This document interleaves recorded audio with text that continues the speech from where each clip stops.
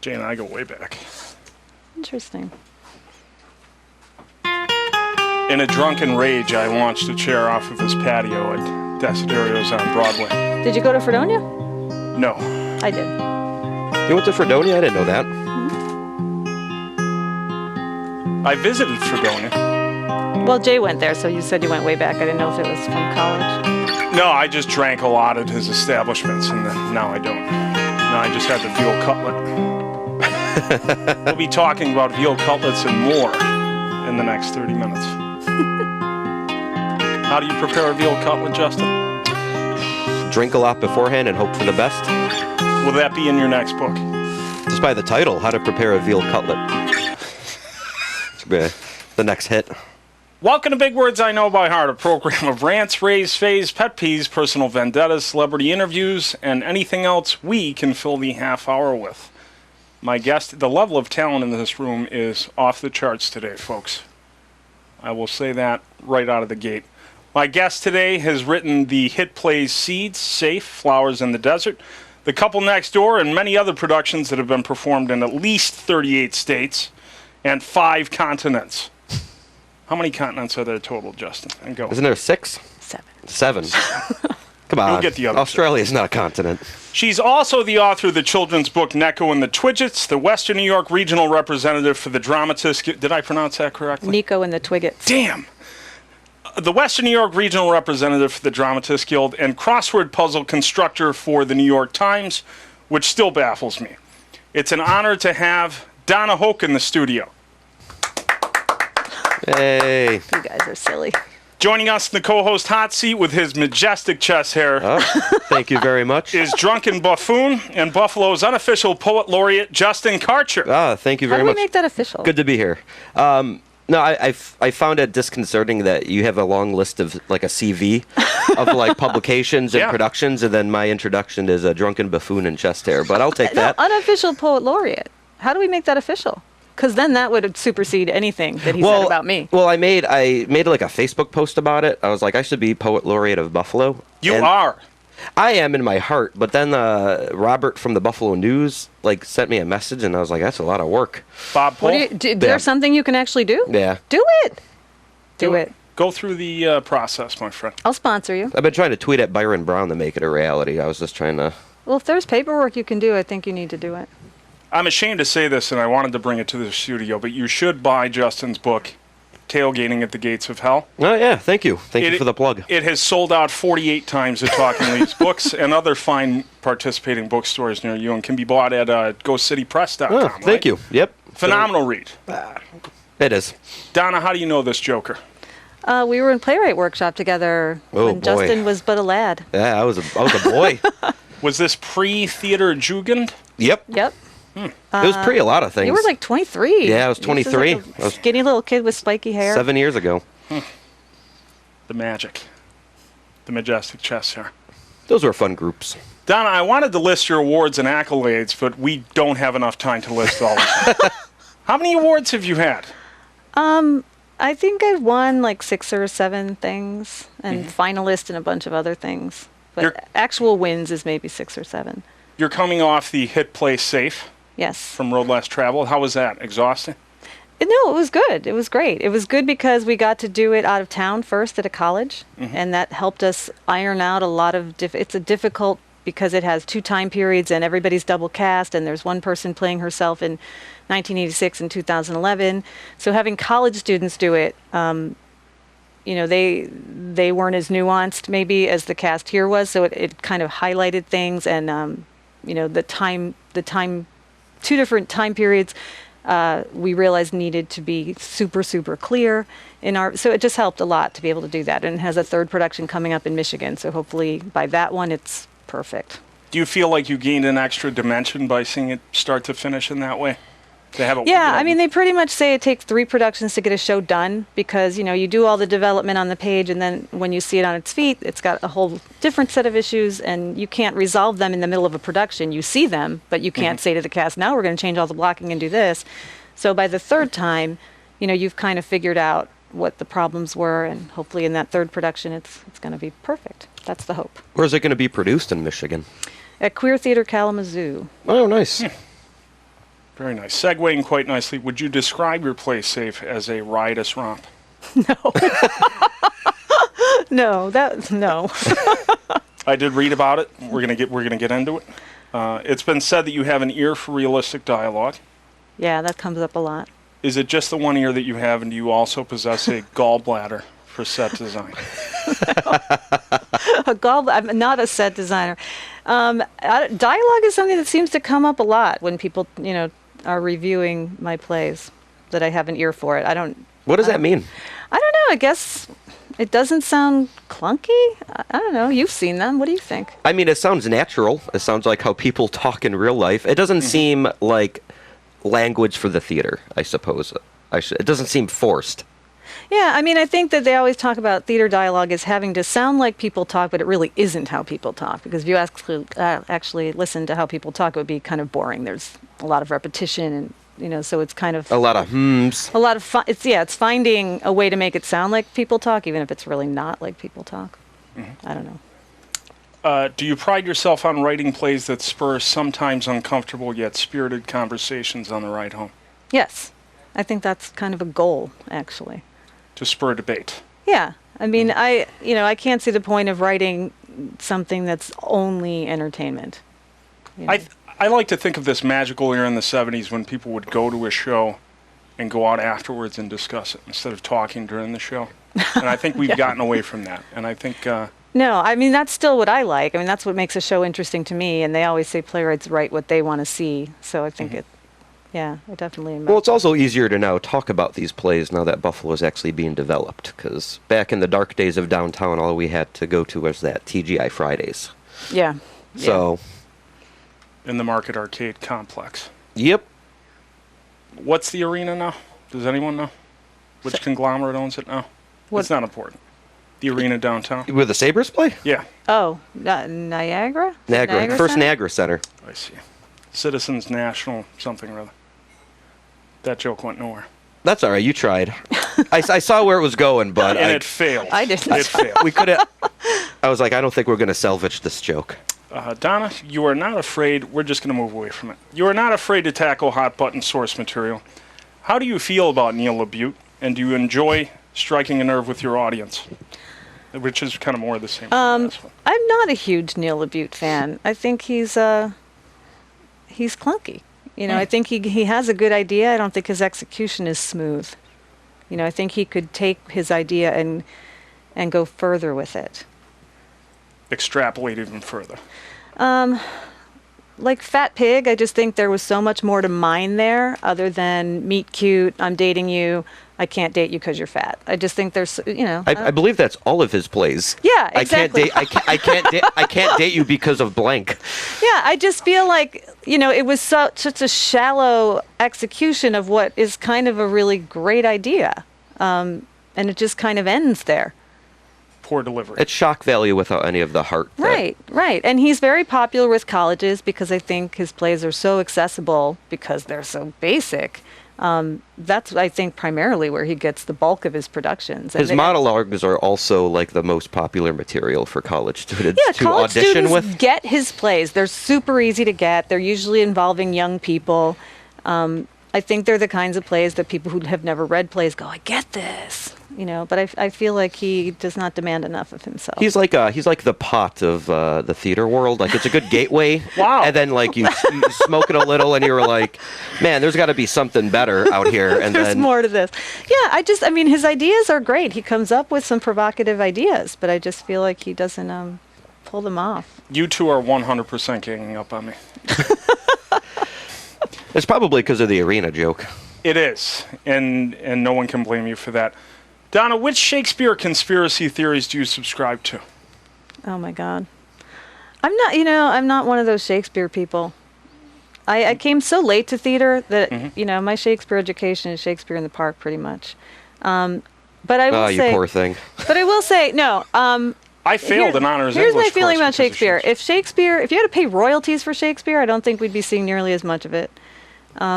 If people couldn't fuck with it, you wouldn't be seeing as much of it. Oregon Shakespeare Festival commissioned adaptations of 39 Shakespeare plays for people to adapt them to be more accessible to modern audiences, and it's a huge divide. Have you heard about that? Yeah, it's almost like a reintroduction to stuff that everyone already knows. So I don't know why you have to be reintroduced. Well, they want to make it so that when you go, you get every word. And people, and I interviewed one of the people who's doing an adaptation, and she's like, I don't understand why everybody's up in arms, because she speaks 3 languages. She said, the first time I ever saw Shakespeare was in translation. And when Shakespeare is translated, it's not into archaic Italian or archaic French. It's modern. Esperanto? Are there any so Esperanto she's like, why not do the same thing? And I just saw Uncle Vanya at the Shaw Festival, which is a modern day adaptation by Annie Baker. And I've seen Uncle Vanya before, and I loved it. I understood every single thing, and I actually wrote that in my review for Spree. Like I'm behind the Shakespeare adaptations. If I had plays that I wrote 400 years ago and people were still doing them, I wouldn't care.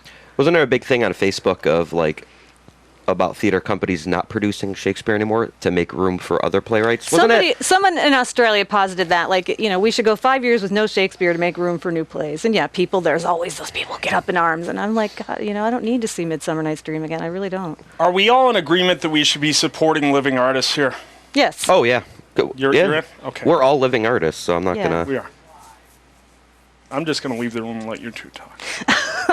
I also don't understand the idea of getting rid of Shakespeare for 5 years, because that's really assuming that there is another Shakespeare. That's just not getting in the opportunities. So I don't know about that. It's only 5 years. It's a very cocky idea. They're like, all right, look at all these Shakespeares just lingering in coffee shops, waiting for their exposure. But do you think if people had to pay royalties on Shakespeare, that he would get done as much as he gets done? He wouldn't. No, that's... I think that's so it's the meaningful. low overhead. It is the low That's overhead. meaningful. It's all about money. It's public domain. And, everyone's got a concept for it. A spin. A spin they're going to put on it. Right. Among your mammoth gargantuan portfolio, you do cover theater for the outstanding Buffalo Spree. Does it make you hate theater, covering so many productions? Or does it make... No? No, because I get free tickets, which is awesome. And I was going all the time anyway. I mean, there was a previous theater previewer who stepped down, and I was the natural person to take over because, as I said, I am very late to theater. So my theater education is going to tons of stuff and reading a lot of plays. I've never taken a formal class. So I don't mind going to stuff even if it's not great, because I always learn something, or it's a playwright I haven't seen or a play I don't know. So even if the production is not amazing, I know that play now. Is that like a weird kind of crisis moment that you're also like a reviewer, but you're also a writer yourself? So I'm a previewer. A previewer. So I don't make enemies. And it's not a conflict of interest because I'm not reviewing anybody. I review the Shaw plays, but there's no conflict of interest there. And what is a 7-letter word for the bittersweet fragility of the human soul? I'll come up with something. Move on. I'll think about that. I don't even have the answer to that. Are you looking forward to Andrew Lloyd Webber's $5 million production of Tony and Tina's Wedding? I didn't even know such a thing was coming, and no, I am not. You are the proud mother to 2 sets of twins. We talked about this before the show. Will you retire when you reach 120, or do you plan to write plays, reviews, crosswords, and other projects until you keel over and your heart seizes?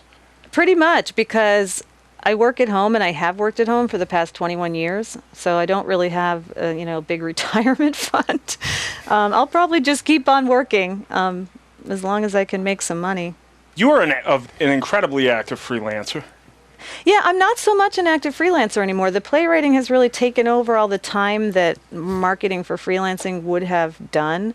So if you were mining my website, that page is there, but mostly all the freelance work I do at this point is for Buffalo Spree, the crossword puzzles.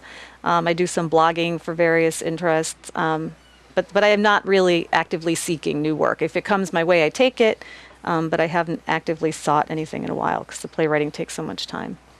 Is it? Does it pay off? Does it pay? Is that too personal? The playwriting? Yes. Is it? It's is it starting a long to. Term? I mean, no. My goal is always to make more at it, this year than I did last, and so far I have done that. So, we'll just keep going and see what happens. I would ask. I get a lot of free travel out of it. So I would ask, what's the most money you've gotten for a play, but I don't know if that's too personal. Well, I mean, typical royalties are $75 a performance at the level I'm at. So if I get a full-length production, it's usually in that ballpark. That's pretty good. Yeah.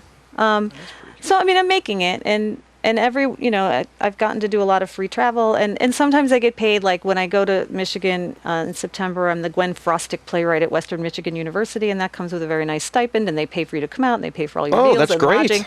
So that's even probably more than the royalties for the play So you're like a writer in residence there? Yeah. Oh, that's awesome. So, and like I'm going to a conference in Florida, and I'm a guest artist, so I get paid for that. So sometimes I make money not from actually writing or having plays produced, but it's still all under the same umbrella as far as I'm concerned. And you went from Jersey to Buffalo, correct? Buffalo, Awesome. Jersey, Buffalo. I was born here. And you enjoy here. Yeah, I came back after I got divorced because it was cheap. Makes sense. This one is for Justin. Oh, okay. Do you plan to publicize and cross-launch a book in conjunction with your stint in rehab? Okay. Or will you be calling it something else like a spa getaway or religious retreat? It will probably be like a self-destruction sabbatical, kind of like getting away from the self-destruction, I guess. Have you done the rehab stint yet? No, I got This is a another future project. Yeah, that's a future project. I You mean, gotta block it out. when did Christ die? 33. Got about 3 more years before I can pursue that. Thank you for that. No, my pleasure. And again, I love Buffalo Spree, so this is all in fun. Are Buffalo Spree employee lunch breaks a pinkies out affair when it comes to their oolong tea and carafes of wine? No. You knew that, though, didn't you? Yes. No. You have piercing eyes that terrify me sometimes. Very intimidating. You seem a little rattled. I am a little rattled. I'm Donna's so- resume is staggering. It is staggering. If you go to DonnaHoke.com, you could spend a year there and not read everything. Research-wise, there's needles in their haystacks, and you, madam, are a haystack. That's... I'm generally not a rattler. Maybe it's all in my head. It's probably all in my head. I mean, success rattles all of us. So. Yes. This either of you could answer, or both. Do you think it's finally time for an all-Filipino production of The Birdcage? That's not even a play. It's a musical, right? What's the La Cage aux Look, Folles? I couldn't pronounce it, so I just wrote that. Sure, diversity is all the rage. I think we need 5 years away from the birdcage so other playwrights can develop their own There you ideas. go. Yes. Jay Desiderio did do Shakespeare in the Park. You know, what's your connection with Jay? Fredonia. No. He went there before I did, I think. I just know him from theater. I just went to see Biloxi Blues, which was a great production. Did you go? I need to go. We both, Jay and I always talk about Neil Simon because I love Neil Is it? Simon. I don't know if it's still running. But It's done. Oh, it was really good. Was it good? It was really good. Got a good review? I took my mom, and my mom was like, I thought there'd be more women in it. We both love Sunshine Boys, the 1975 George Burns, Walter Matthau class. No, this was Lines. a great production. Best thing I've seen there, actually. Really? Yeah. At the new place or At the new all place. It time? was his first show at the new place. Yeah. At Bobby it got 4 J's. stars. That got 4 stars. That did get 4 stars. Yes, it did. Got a nice little write-up in the Gusto there, Yeah. and so forth. The couple next door centers around a group of swingers in Grand Island. No, it doesn't. No? God damn it! I was about to say, I was like, what's this Grand Island? I needed one more week of research. That's what I got from the interview that I No, read. it is about swingers. It's 2 couples, and they're not in Grand Island. You know, what happened is the play was announced, and that Grand Island thing with the Holiday Inn or whatever happened like the week before it was announced. And so people came to this ridiculous assumption that I wrote the play in 2 days and got it on Road Less Travel season like within a week. Preposterous. Yeah. That kills that question. Well, you can still ask about swingers. Will you be attending Justin's Fishbowl car key party next month? It's a fun time. Little sad by night's end, but I heard about some swingers out in the South Towns this week, and I can't believe that's still a thing. that's also a great title for something, is Swingers in the South Swingers Towns. in the South Towns is good alliteration there. Maybe it's a sequel. Oh, man. You two are both rattling me. I just don't know.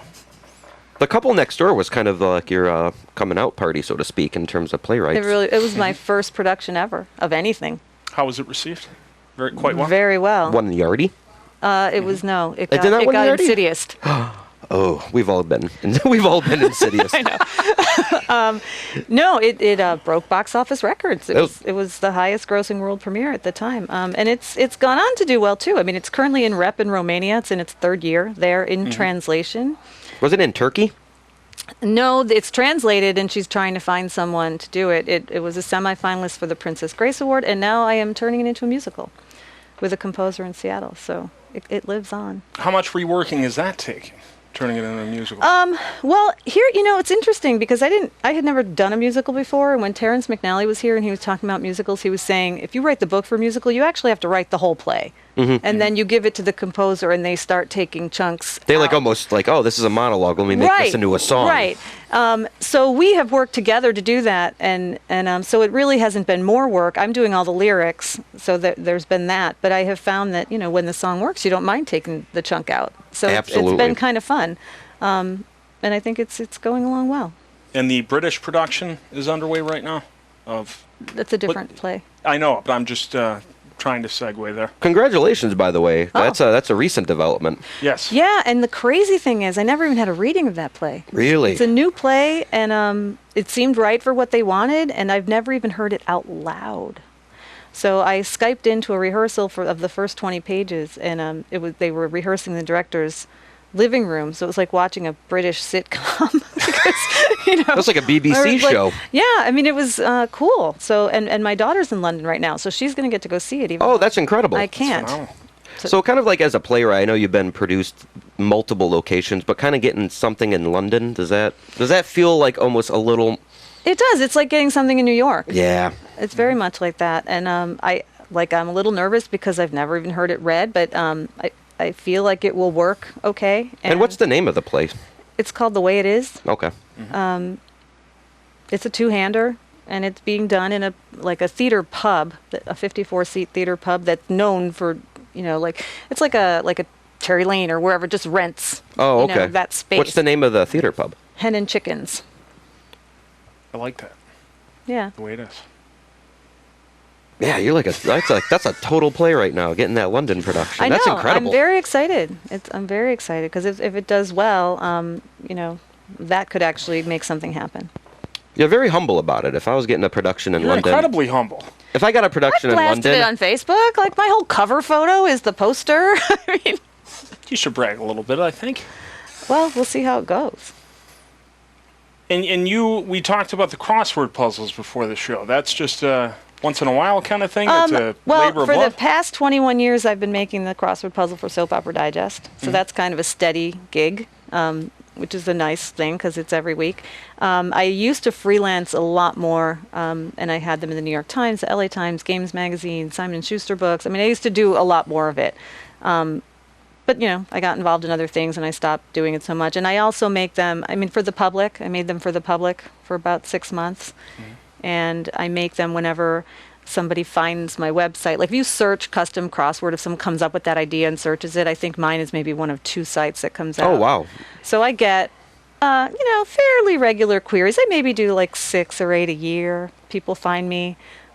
It's more expensive than they think it's going to be because it's time consuming. But I just got a query today and I sent out my welcome email or whatever, and here's the prices, and and sometimes I hear back and sometimes I don't. What's the strangest custom crossword you've ever had to do? Because in my head now I could think of a few different weird ones, but...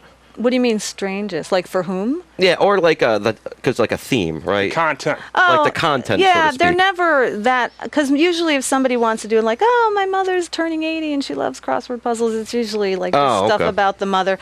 I did one for Wendy Davis in Texas. Her boyfriend contacted me for her birthday. That was the most fun one because they did puzzles together like every Sunday in bed, and he really knew how they worked. So we were good collaborators because he had a lot of ideas.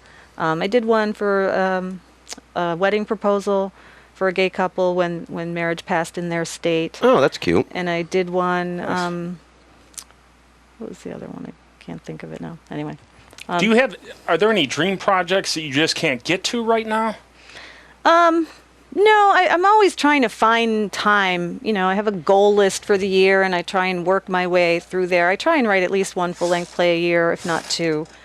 And they're, different types. But I also have the musical I'm working on now, so I kind of got three things swirling at the moment. Have you ever considered writing a play about doing crosswords, like a custom, like? No. Because that could be a strange experimental play. There's a couple movies where the character is a crossword constructor. Are they believable? No. No. No, there was one with Bruce Willis and Michelle Pfeiffer Dear God. called Between Us or something. Anyway. That might as well be the the plot of Die Hard 3. It was this John McClane doing crosswords. It did not start off as a Die Hard. Interesting factoid. Die Hard, the first Die Hard was a regular book, right? I think so, yeah. Yeah. And then the third one was something else that they reworked into a Die Hard. Nobody cares. Do you like Die Hard, Donna? Get out of this conversation. I only saw the first one. They're horrible trash.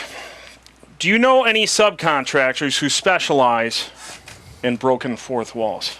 I was saving that one. I'm glad you two laughed at that one. That's a good one. Thank you. Jesus. What playwright would that be? There definitely got to be playwrights who specialize in that. Oh, there's so many of them. They're like bed bugs. This one is horrible, too, so you can both yell at me if you like. As the author of a children's book, do you agree with the decision to include Sinead O'Connor in the Where's Waldo sequels? She's been found, so She it has? wasn't that hard, I guess. Where was she?